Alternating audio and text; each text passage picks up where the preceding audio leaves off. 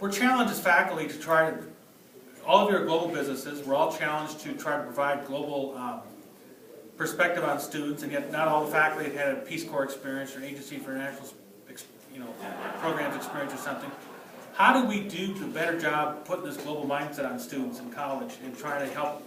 Obviously, you're going to do some of that in your own careers, but what are some things that we can do to help build that global mindset? We talked at breakfast, a number of universities are putting in, like Minnesota, you've got to do one experiential learning activity, and originally the thought was we want to try to get people to study abroad. Well, that's expensive. It's for some it's a European vacation, as we talked about. For others, it's a building bridges in the jungle, if you will, in Ecuador or something on a spring break project. How do we do? What are some things that we can do to help build more of a global mindset on students? Yeah. So I mean the challenges are just what you outline. You can either study abroad, like a lot of my friends at the business school did in Europe for for a semester, and I don't know how much studying they're doing, but I would love to have done it. Or you can do like a Peace Corps activity. So I think the things that are valuable to us is getting experience. It doesn't necessarily have to be for an entire semester, but going there and really immersing yourself in the culture and understanding the dynamics that make up that. So it's really about the experience that comes out afterwards and how you can talk to it. So here's the dynamics that went into whatever your project was. I think the other thing that can help with that is doing case studies.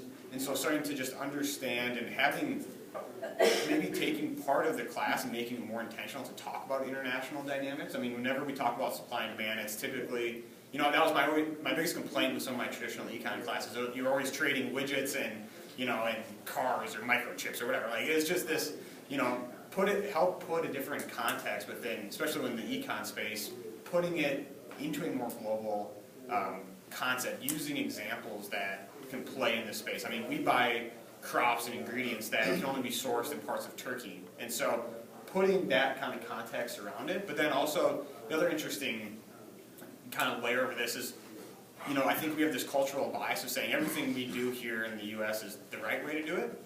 So starting to educate students on, well, that isn't always the best way to do it. That's not the most efficient way to do it, or it just doesn't work. We can't take an entire truckload of product and ship it within India because all the shops are so small. You can't get it, can't navigate around the cities, and so you need a different distribution model. But we don't talk about that. We only talk about the efficiencies that work here in the U.S.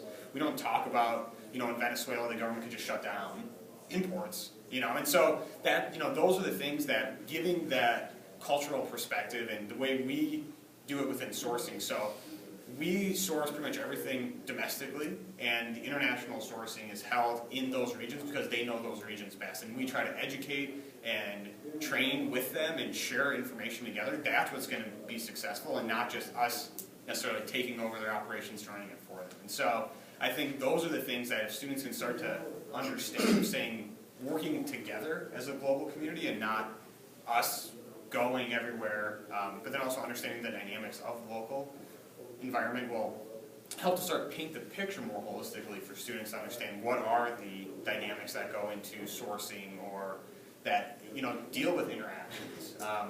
We have the privilege of having all the Haagen-Dazs business internationally, and so if you've ever been to a Haagen-Dazs shop, and we also make a bunch of mooncakes in China. So we're one of the largest producers of mooncakes, but government corruption, they were finding that government officials were being paid with mooncakes, and so they cut down on corruption, and so that a big portion of our business suffered because mooncake sales went down. And so, understanding that via case study and having those interactions, you start to see how the business gets impacted internationally, and what does that mean from an opportunities perspective, and that it's not all, just buying and trading microchips and computer. So that I think changing that mindset of more real world examples will be helpful as students start to then see, because one of the parts of our interview that we do is we have people bring in an article or talk about a current event and how that would impact German mills and how that would impact sourcing. And so if you've been equipped through your academic training to talk about international, you can easily find an article that now talks internationally and then talk to that and how that would impact, and that's going to be very successful because we're going to see, wow, this person not only gets the supply and demand dynamics, but they also understand this international component as well. So I think talking about it more, and then going there but having the cultural lens and more of the impact